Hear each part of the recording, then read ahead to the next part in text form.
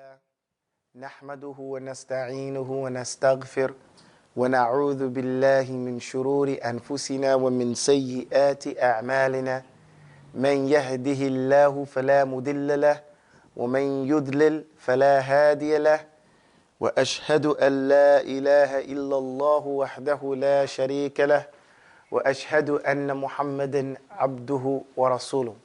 Alhamdulillah, we're here today again dealing with the complete or the total Arabic class. I forget the name that we chose for it. Anyway, this is the Arabic class where we cover everything. And I'm excited because now we're on a very important king. We're doing the master letters, going through the letters of the alphabet, and we are on King Kalmun. Now, with King Kalmun, there's a lot that has to be taken into consideration. Okay? Pay attention to King Kalmun, because in it are three letters that the ulama of tajweed and qira'ah speak about these letters in a lot of detail. For example, the letter lam. Kalmun has kaf, lam, meem, noon. Lam is dealt with because it has the lam of Allah. Lam is dealt with because it has lam qamariyya wa lam shamsiyya. So it has tarqiq, it has different types of rules which we'll get into as we go through it. Then we have meem. We have gunna meemin, we have the gunna for the meem, and the rules for the meem are just amazing. And also there's three rules for the meem actually. Then we have the noon, okay? Noon is the letter of tajweed. I call it the tajweed letter because all the other letters react off of noon. So we need to pay attention to these letters, and let's just get right down to it, inshallah. Bismillah.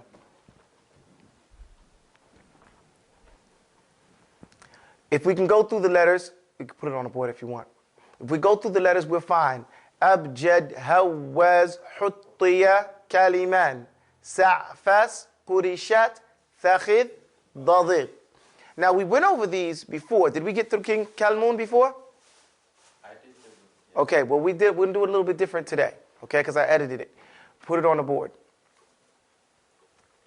And inshallah, one of the things we'll recognize from the King Kalmun is the kaf. We spoke about kaf, I remember before. I didn't know if we did the whole letters, but I remember kaf. One of the things we have with kaf is that the sound comes from what? The tongue raising up, soaking, touching the upper palate. Okay, now remember, we're talking about the anatomy. The upper part of the mouth is called the upper palate, and then pulling away. So the sound comes once you pull away. And I say, you go like that. Your tongue goes up. The middle part of your tongue, this is your tongue. I'm using this as a tongue. The middle part is a cross width. We're not talking about the middle part like that. Okay? Cross width. So that cross width is going up, and then it pulls away. You make that ka sound. You hear where I'm coming from? Okay, so now let's go through it. It says King Kalmun. And as for King Kalmun, he was the chief of all the other chiefs. You have Abjad, Hawaz, Huttiya, Kalman. Kalman or Kalmun, he was the chief of them all. Even though Abu Jad was the oldest, King Kalmun was the chief king of all the other kings. Okay, just as an interesting point. Doesn't help you learn the letters any better, just familiarize yourself with them more. So we have kaf. Kafun, the crazy clacking sound that gets caught up in my mouth. Just raise the tongue, the middle back, then pull away to hear it crack. With ikhfa as its tajweed rule and 20 as its numeral. Qul hamsun fatun istifal. To cut a calf is criminal. Say cuckoo, kitten, cricket squad. The shidda is inside, they cried. Some coca-colored cats, they screamed. It's something what the kafun needs. Now go back down and we'll talk about this line for line. We're looking for some things in each one of these poems. In each one of these poems, we're looking to find out what? We're looking to find out the tajweed rule. We're looking to find out where exactly is the word articulated from. What do we say with Basmillah and Alhamdulillah, then blessings on the Prophet? I'll have my way with you today concerning description. So we get the sifat. The sifat, descriptions of their numerals, the numeric value. Points of articulation, which is the makhraj, right? the makhraj and the tajweed rule. Points of articulation, as each one comes in as they does, it has its own sensation. And then we have some words. Now, we spoke about this from the beginning, and now we're going to continue to speak about it right now. The sifat, we're going to get to at the end. First thing we find are words. In this poem, you and the ones afterwards, you will find words in these poems that help you to articulate the Arabic word or Arabic sound through English words. Does that make sense? You're going to articulate the Arabic sound through English words that you're already familiar with, insha'Allah ta'ala. So we have kafun, the crazy clacking sound that gets caught up in my mouth. So he says kaf. Everybody can say that. Kaf. Say it. Kafun, the crazy. Say crazy. Crazy. See, that's, as you say that word crazy, you're pronouncing kaf properly. Clacking. Here again, you know those sounds. You know how to say that? This is the proper way to say it. Now say crazy clacking. Now put your mind there and think about what action you're doing when you say crazy clacking. Your tongue is going up, right? That's the only point I want you to recognize. At this point, your tongue is doing this. Crazy clacking sound that gets caught up. It gets caught up. The reason why he says up, because you have to raise your tongue all the way up to the top part of your mouth. Say calf. You see? And like I said, the middle back is not the front, but it's the middle back part of the tongue. Where you're placing it is in the middle front. So if your tongue, if this is the upper part of your mouth, now this becomes the upper part of your mouth. Your tongue is rising up and it's going to go right here. This is your throat. This is the middle. You want it to go up a little. Say calf. Say ick. You see, your tongue is going up more to the front. It's not going in the back. It's not going straight to the middle. It's inclining to the front a little bit. But what part of that? The middle back part of your tongue. So it raises up that way. You see that? Say ick. And see, your tongue goes down. So let's go through it. Kafun, the crazy clacking sound that gets caught up in my mouth. Just raise the tongue, the middle back. Then pull away to hear it. Say ick. See, the sound doesn't come until you pull away. Say ick. Ick. Ick. So you see, so then it says, with ikhfa as its tajweed rule and 20 as its numeral. So we know off the bat that ikhfa, which is a tajweed terminology, is tied to kaf. We're not going to get into that right now because that's not the objective of this lesson. The objective of this lesson is to learn everything that's tied to kaf, not necessarily to teach the tajweed rules. Tajweed is taught in its own class, right? So 20 is its numeral. So 20 is the number for this one. As you see that it goes in the abjadiyya, 1 to 10, then 10 to 20, 30, 40, 50, 60, 70, that way. And then afterwards, it goes to 100, 200, 300, 400. It goes that way. This is the way the abjadiyya follows. Alhamdulillah. So then it goes and says, Kol hamsun fatun istifal, to cut a calf is criminal. He starts to name some of the sifat. Now let's deal with that. Hamsun. What is hamsun? Hamsun is the whispering sound. Everybody say whisper. What is a whisper? It's, right? It's a low sound that seeps, right? So why is it tied to calf? Say ick. As you pull away, what whisper here means is that once you've stopped, the sound has it. The action you do is you pull away, but then the sound's still there. Say ick. Say crack. You hear it? And so then it says, to cut a calf is criminal. What does it mean to cut a calf? Say ick and don't pull away. Raise it up, but don't pull away. You've cut the sound. Do you understand that?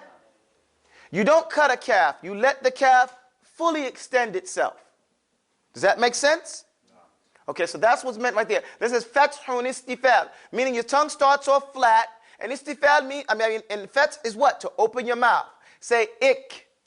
You see how you have to open your mouth this way? You have to flatten your tongue up and then comes back down. That's what the istifal is, okay? Even though it rises up, it drops right back down. Okay, and it has to start from the flatness. Right? You got me on that? Now here goes some more words. It says, say, cuckoo, kitten, cricket squad. Say that. Cuckoo, kitten. It's a tongue twister, right? Cuckoo, kitten, cricket squad. But what you're doing, in actuality, you're practicing the pronunciation of calf. Say cuckoo. You see that? That's with the dhamma. That's calf with dhamma. Ku. Say kitten. That's calf with kesra. Cricket, cricket is at the end. You have that cricket squad. The calf is just in there.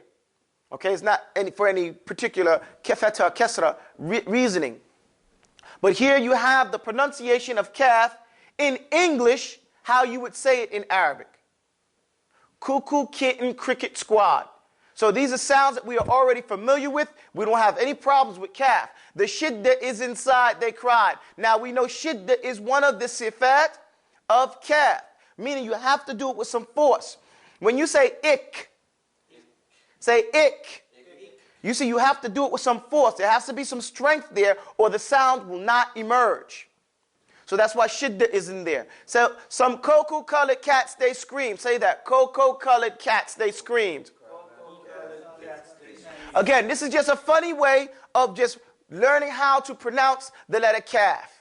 All those sounds that you see are English words that everybody knows how to pronounce, but they may not recognize that this is the exact way you say calf. Then it says, it's something what the kafun needs. Something is restraint. The whole time you're doing, and control, I should say also.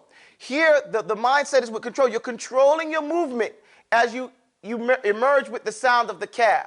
So you go, ik. You hear your nose is controlling.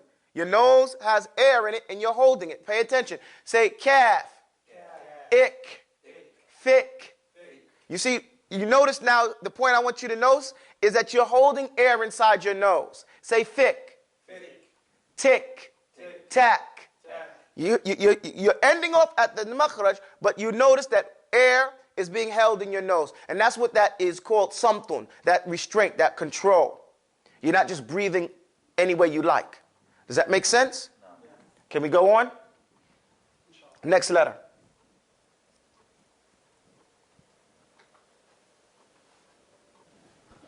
Okay, lamb. It says, lots of lovers of Allah love living life a lie. 30s right for lamun, listen lively, learn the line. Idgham for lamb completely without any compromise. For gunna to improperly take us by surprise. You got to go down, bro. The canine and incisors inner up and on the right. The edges where the lamb hides and on the gums very light. Tawassatun and jahrun, fatun istifal. Inhiraf al-lamun, and with dhalaqun say el. Okay? So let's go back down and do this again. It goes like this. Understand the line. Lots of lovers of Allah love living life a lie. Here you see lamb. Lamb, lamb, lamb, lamb, lamb. The line makes sense. It says, lots of lovers of Allah love living life a lie. Here, the purpose for this line is twofold. One, for people to think about it. Second is for you to practice the letter lam. So you have a line almost all completely built up of the lam. What it means, it says here that people who believe in Allah and love Allah, what happens? For the most part, they live their life doing other than what they would like to do.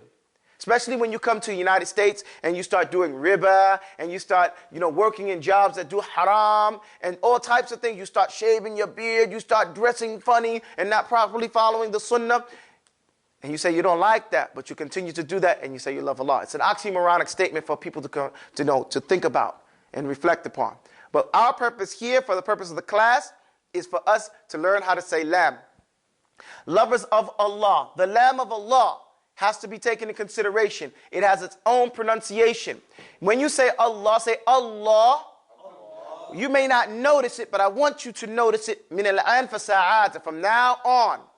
Whenever you say Allah or Kitabullah, say Kitabullah. Kitabullah. You're saying the lamb with a fakhm, a round mouth. You're saying it like you're making the lamb fat. Think of a big fat lamb. Okay? Say Allah. Allah. You're not saying it like when you say a'udhu billahi. You say billahi. Say billahi. Now you're saying it real skinny. Tarqiq. Okay? The lam switches. Whenever there's a kasra preceding the lam of Allah, meaning the lam that's in the name of Allah, we say billah. And with the a sound and the la. Okay? We call this thinning up the lam. Making it what? Thin, like me. Okay? But when we say Allah, say Allah. Now you got a big lamb. I can imagine us being one lamb. Now if it's one, it's billah, thin. If it's Allah, you see how we made the lamb big now? We're pretending to be a lamb. Okay? So just okay. But that's just a visual for you guys to understand. So whenever it's Allah or Allah, it's like that. But when it's billah, it's a. So do you understand that? Everybody got that? That's another point we want to just mention with the lam. That's why lam is a very important letter. And the ulama spend a lot of energy reflecting and talking about this letter. Next we have 30s right for lam, listen lively, learn the line. It says, again, all throughout these poems we're putting the lam sound in there so we can practice saying lam. Okay? And make the adjustments on your paper. Okay? Make the adjustments if you like. Okay, jazakumullah khair. The numeric value of lam is what? 30.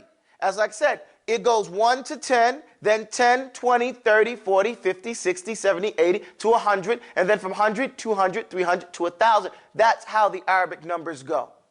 Okay? Every letter has a numeric value going in that order. So that's how we follow it. Anyway, so 30 is for lam. Listen lively, learn the line. This is again a reflection of the first line. Go back to the first line. And also, here it mentions, but we find that this has all the lambs in there so you could pronounce it again. Okay, now go up again. Rise up, please. Idgham for lam completely without any compromise. Here you're learning the details of tajweed in a real beginner format. Lam, the tajweed rule, thank you, jazakumullah khair. The tajweed rule for lam is what they call it. Good. There is no idgham completely. It's complete idgham. I got confused right quick. For lam, it's called complete idgham. Now idgham means dakhala shay fi shay, but I'm not going to really get it. It's to enter something on something else. But as a rule, there's two types, right? Incomplete idgham and complete idgham. Okay? It's a tajweed rule. Here the lam has complete idgham. What does that mean? For you as a beginner, all it means is that there is no gunna in the idgham. There is no gunna when you're dealing with the lam. Okay? No gunna when you're dealing with what? Lam. So what we want to do here is familiarize you with this concept when you learn the letter, not later on down the line. You may not fully understand the concept now, but that's not the point now. The point now is for you to learn the alphabet, right? And to become familiar with the things attached to that. Afterwards, when you start studying, those numbers that I keep pointing to will become very, very important to you. Because you'll see them all over the place when you study classics. There won't be a classic you study that doesn't use those letters as numbers somewhere. Or some sheikh who organized his work and he put first point alif, second point ba, third point jim. The next one, fourth point, del. You'll be able to follow that all the way down. So you'll get more familiar with that. Okay? When you study tajweed, when the sheikh mentions, or the teacher, he mentions lam, it has complete idgham, you say, wow, I remember that. You're familiar with that in your first lesson, and now it's becoming confirmed and strengthened, knowledge on top of knowledge. It becomes strong. And you know it even further. And he may not mention at the immediate point about the gunna. But then when you start to recite to him, and he tells you, leave off that gunna when you're dealing with the lam. And he shows you how to do that. Again, it all comes, Islam supports itself. And the studies of a talib al-ilm likewise do that. Okay? It's important on the way that you learn the information. Going right along, and again, this was put together, taking into consideration what a non-Arab person has to go through in learning the sciences as a talabul ilm, and he doesn't know these things. Some of the Arabs may already know these things growing up. Learning them, it's not even mentioned. Okay? Because it's there. But you and I, those people who didn't grow up in the desert, because even the Arabs, if they don't grow up in the desert, they're not familiar with abjadiyya. They don't use it like that. They use the American way. You know how it happens in the cities. But in the countryside, they're still on abjadiyya. They still use the number system. They still learn with some old man taking his finger and sticking it in your mouth. Telling you make the sound. Okay? So we're the ones that lost the traditional way of learning, so we're going to get it back, you know? We're going to be like hippies, inshallah ta'ala. So, McKean doesn't like that. Anyway, so no gunnah to take us by surprise. We're not going to have any gunnah dealing with lam as a tajweed rule. Okay? Now, it says the canine and incisors inner up and on the right. Pay attention to what I said. Watch my pen. The canine and incisors. Here, the teacher is showing you exactly where and how you pronounce lam. A lot of people pronounce lam or think that they're pronouncing lam off just the tip of their tongue. They say la la la la la, right? That's what they say. But in actuality, lam is not pronounced like just like that. It's on the edge. See, this is my tongue now. Again, my tongue. Lam is pronounced from using the edge of the tongue. What did I say? The edge of the tongue. Not the tip here. The edge. And I used the right edge, didn't I? Okay? So I said canine and incisors. These are your canine teeth, you know, the sharp canine teeth, and incisors, the choppers and stuff like that. Those are the canine and incisors. Inner up and on the right. They're the inner part of those teeth, not the bottom part. The inner part and on the right. Very light. So that tells us that it's not going to be any shidda in this letter, right? It's going to be tawassut, right? It's going to be light. Some moderation in that placement of that letter. Jazakumullah khair. So now take your tongue, the edge, and press it on the side. Say al. That's the way we pronounce it. Al. You don't have to move your bottom jaw. People do that. They go, ooh. You know, you don't have to. It's not I'm just being serious. You do that because you think you have to. But keep it straight and just move your tongue. Al. See, that makes you feel the movement of your tongue. Because remember we say we're practicing. You move your tongue like this and you place it up there. Al. Al. Al. That's what you have to practice. And that's the sound. And that's why it doesn't sound the same a lot of times. When people say, what happened to the L? Is something ain't right. You didn't place it up onto the right. In those inner incisors and canines. Very light. You can't do it hard. If you do it hard, you won't get a sound. Okay? So that says, the edge is where the lamb hides. See? That's when the sheikh is because this happened to be a problem of mine. Because I say la la la la off the tip of my tongue. And the blind sheikh that I used to study with in Egypt, he used to say, nah, that ain't it. Come close. Right over here. And then, okay, I got it. Because you don't realize exactly how to pronounce this letter. No one tells us. And then when we catch it, we don't know what we did to get it right. So we don't want to have that problem. We want to know exactly where it is and how to get it so it can't hide from us. We know what we're practicing. We're practicing to move our tongue up and place it to the right. Okay? Say al. Al. Allah. Billahi. You see now? Billahi. See, I see some people go like this. When they get it, they go like this. Billahi. Alhamdulillah. But now you know what you should be practicing. Okay? And that is the point with this right here. Okay, so it says, tawassatun and jahrun, fatun istifal, inhiraf, lamun, when with dalaqun say al. Okay, now look, it says, tawassatun and jahrun. What is tawassut? Moderation. So, what this means for us, what is the actual practical application How do we apply this rule? We apply it by when we place our tongue, the edge of our tongue, up on the side of the gums, right? On the inner gums, we do it lightly. It's a gentle touch. It's not a hard touch. Like I said, if you do it with hardness, you will not get a sound. Say, go try it. Say, al. It's not to be done hard. It's light. Then it says, oh, subhanAllah. Tawassutun and jahrun. It's jahrun, loud. Again, you have to bring sound. Lam is one of those letters. If you don't bring enough volume, the sound is lost in other letters. And it's for that reason we have the lam shamsiyah. The letters, I didn't speak about this point, but you have two types of lam as it appears with other letters. Lam qamariyah, right? Like when you say al-Qur'an, that lam, you hear it.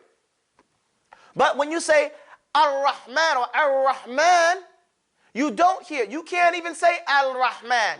You can try it. Say al-Rahman.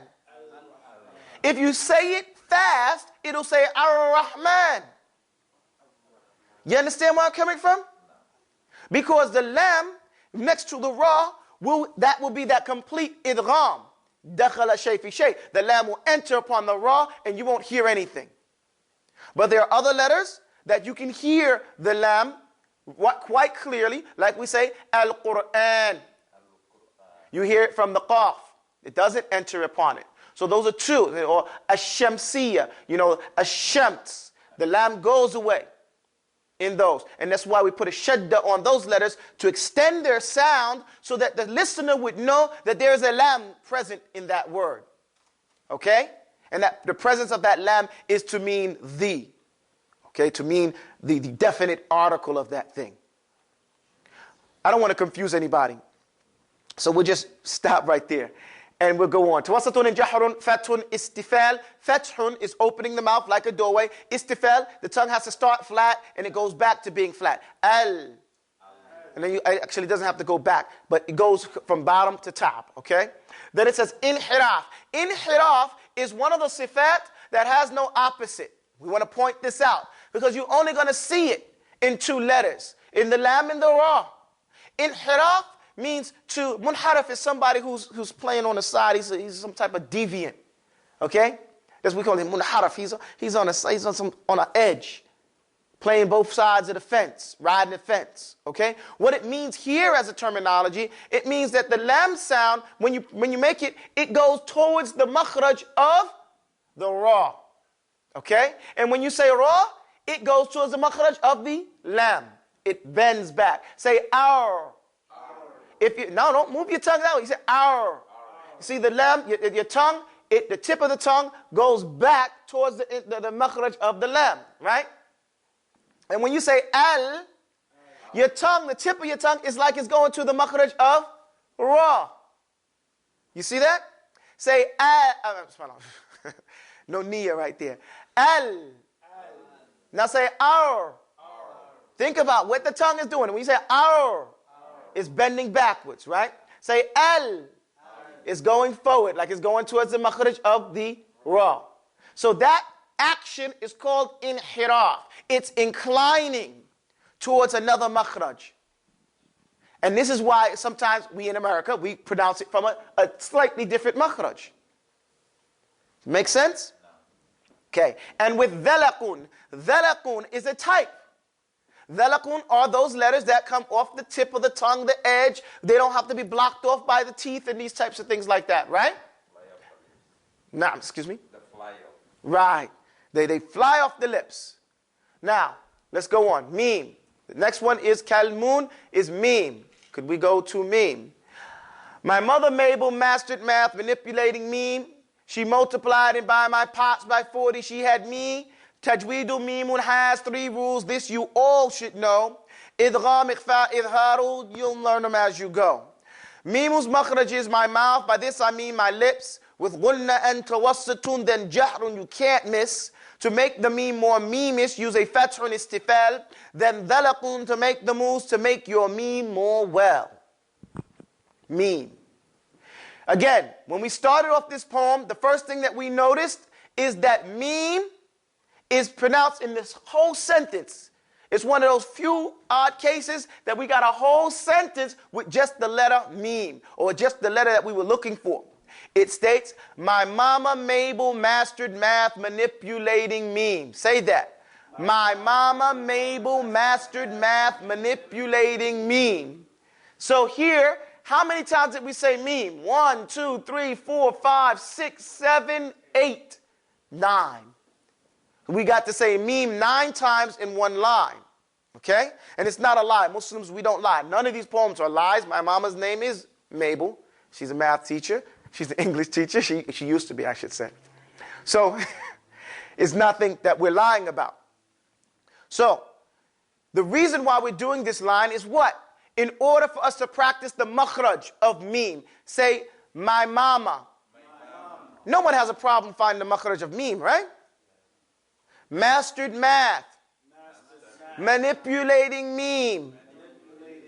She multiplied and by my pops by 40 she had me. So we learn from this line that 40 is the numerical value of Meem. That's the only reason for the line. Okay? Next, raise it up, please. It says Tajweedu Meemun has how many rules? 3 rules. This you all should know. Everybody should know. Tajweedu Meemun has 3 rules. This you all should know. What are the rules? Idgham, Idharu. You'll learn them as you go. Don't worry about them right now. Just memorize and go. Okay? Learn them as you go. Meaning, right now is not the time to try to figure out how do 3 rules work with 1 letter. Okay? It's not the time to think about. What the thing to remember here is Tajweedu Meemun has 3 rules. This you all should know at this point. That's what you should know. How to accurately practice those rules?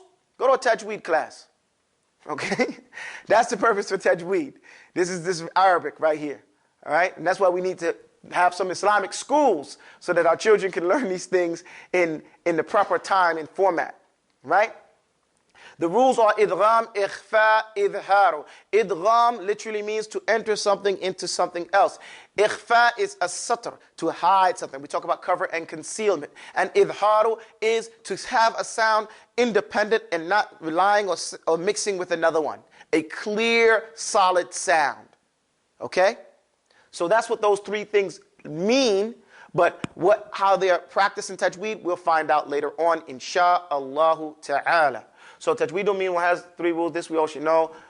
Idgham, ikhfa, idharu. Just memorize and go, or you'll learn them as you go. Meemun's makhraj is my mouth. By this I mean my lips. Here it says it all.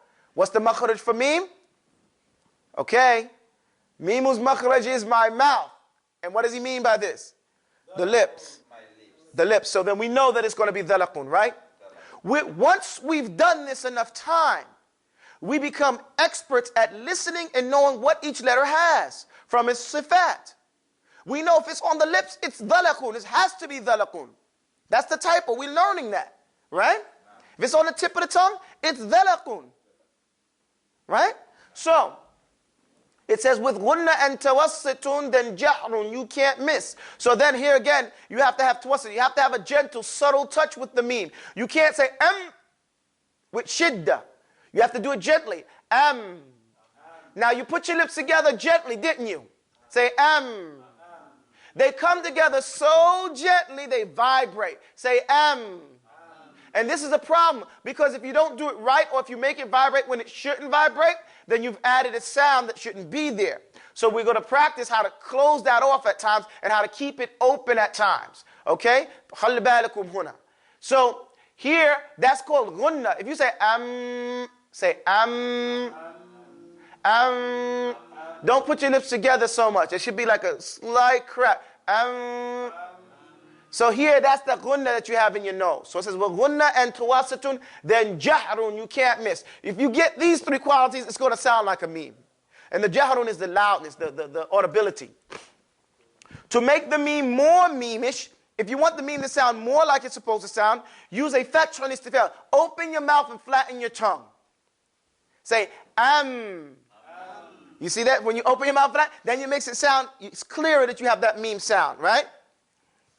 Then it says, then dhalakun, to make the moves, to make your meem more well. And of course, dhalakun is mentioned here last because it's not used in the pronunciation of the letter, but it is known that it's dhalakun. So there's a point that we know that anything that comes off the lips and the tongue, edge of the tongue, is dhalakun, right?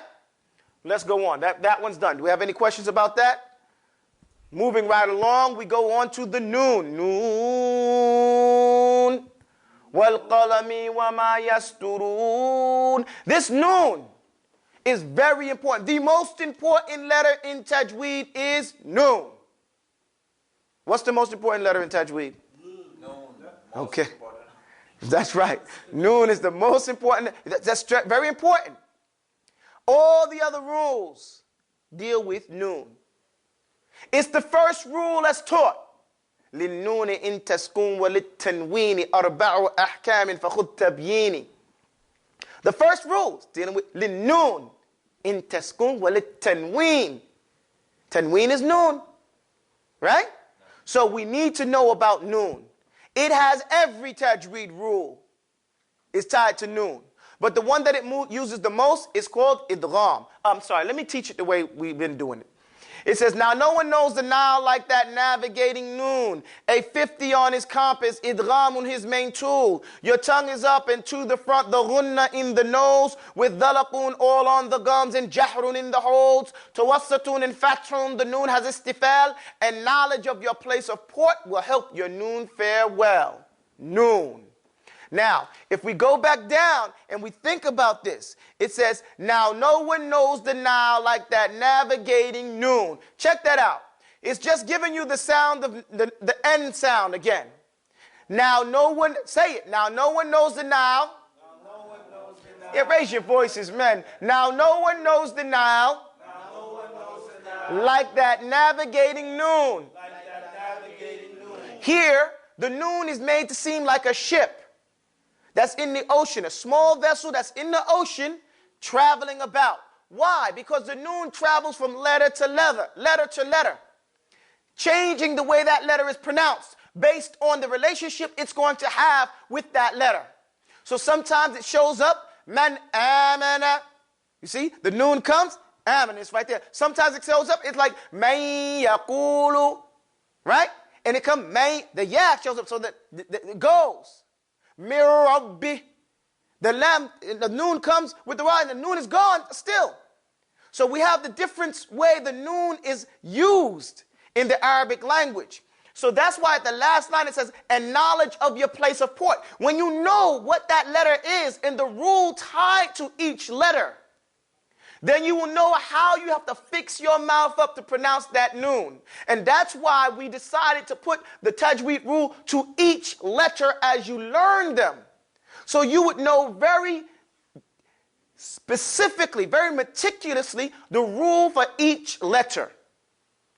That's what we mean here. This is what the importance of learning them letter by letter, just slowing down just a little bit to learn the letters. Okay? So, it says, like that navigating noon, a 50 on his compass. By this stage, we should know what that means. What does it mean? Why is a 50 on his compass? The numeric value is 50. And why is a compass? Because he's sea-bearing vessel. They always use compasses to get around, okay? Idghamun, his main tool. Why does it say main tool and not his rule, like we told the other ones? Because noon uses every tajweed rule, okay? But his main rule and his main tool that he uses is idgham. Dakhala shay fi shay. Why? Because he's entering on the other letters. He's entering on them. That's why idgham. Okay? So, with dhalakun all on the gums. So now we know that noon is coming from the gums. Okay? I'm sorry. Your tongue is up and to the front, the ghunna in the nose. Jazakumullah khair wa astaghfirullahil azim. The tongue is up and to the front. Okay, now, he's making the noon like a sail. If anybody's been in a ship, you know, well, these new ships, they don't have sails. But if you've been on an old type ship, you know, you have to move the sail a certain way if you want to get it going in a different direction. So he says your tongue is up and to the front. Say, an. What happened? Your tongue came up and it went to the front. Right? An. And it says, with dhalakun, and the gunna in your nose. The gunna is here. What do we say? How do we describe gunna? Gunna is capturing the air in your nose. And when it's trapped, it's like what do you call those things? The pianos, the organs. The boom, boom, boom, boom, boom, boom. They have the air blowing in them. The reason why the sound comes out different based on how much pressure you put in your nose. Do you understand that? So because your nose lets the air come out. If the air comes out, you get a different sound. Where you blow this air out. So you say, an. Do you feel it that you're holding it in your nose? And you sound like a third grader who's got a stuffy nose, right? And. So your tongue is up and to the front, the gunna in the nose, with dhalakun all on the gums, and shidda or jahrun in the holds, right? So you have here the dhalakun. What is dhalakun? It flies off the lips or? On the tongue. Oh, no, on the edge of the tongue, right?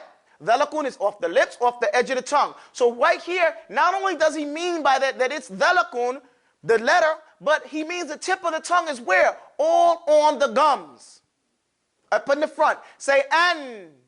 Where's your tongue? All on the gums. You do not touch your teeth when you say noon. It's up and to the front.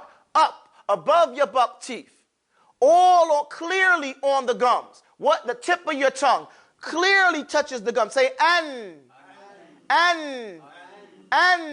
And you have, this is a clear gunnah here. Okay? So, and jahrun in the holds. When you're reciting the Quran, you will hold that noon. At least two. Okay? So you have to have that jahrun. It has to be clear that the noon is. The thing about tajweed, and I'm not trying to steal from the tajweed class, but the thing about tajweed, the listener should hear crisply clear every letter that you're reciting. There should not be any doubt what it is that you're saying when you're articulating and when you're reciting. Every letter, they say it should swim the sound over every letter. So it's as if the person is reading while you're reciting. You understand my point? Because they can hear and they can enjoy that. Oh yes, I can see exactly and hear what is being said. Because you're pronouncing it. You have clarity in your enunciations. Does that make sense? You're giving every letter haqqahu. Every letter, it's right. Min sifatin laha wa mustahaqqahu. From its sifat and those things that are tied to its sifat, like here in noon, as the letter changes, as it mixes with each other letter. Okay? That's what we call tajweed. Then it goes here. Tawassatun and fathun. The noon has istifal. The noon starts off flat in the tongue. Noon, say an. So you open that mouth. So that's that fathun. Tawassat, you can't hit it hard. That's going to be, that's an id. You see, the tongue goes almost to the exact same makhraj.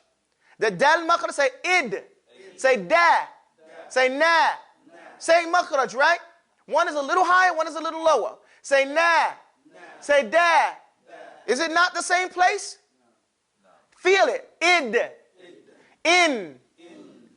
The tongue changes slightly, but the placement is the same. But what changes the sound is the sifat. How you twist your mouth up to make it. So here, with dal, say id. It's shidda. You hit it and you punch it, right? Now you're saying in. It's tawassut, and you're not punching it. You're placing, and you're letting it get full contact. Say in.